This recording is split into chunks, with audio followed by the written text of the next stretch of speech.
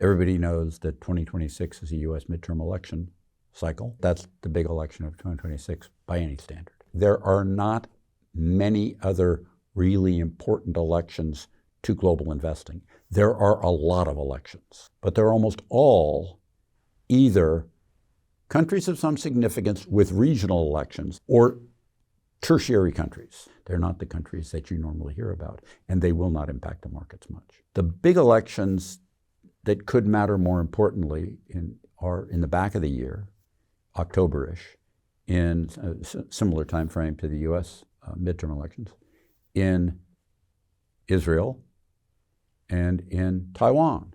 And both of those are of import because of their geopolitical potential impact and how that might impact stocks. I encourage you to think globally, because whatever country you're in, the United States or otherwise, not perfectly so, but mostly, tends to be hugely more impacted by what goes on with global outcomes than it does from what goes on inside the country itself. The U.S. market almost always goes the way the non-U.S. market goes, unless both the U.S. and the non-U.S. market are hovering around close to zero, and one goes one way and one goes the other, and the difference is insignificant.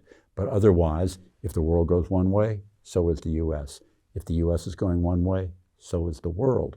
And yet, the difference between which will do better, like 2023, 2024 with the U.S. doing better than the non-U.S., and 2025 with the non-U.S. doing much better than the U.S., those differences are important. And so thinking about these kinds of elections and the regions is something that's worth you putting a little time into.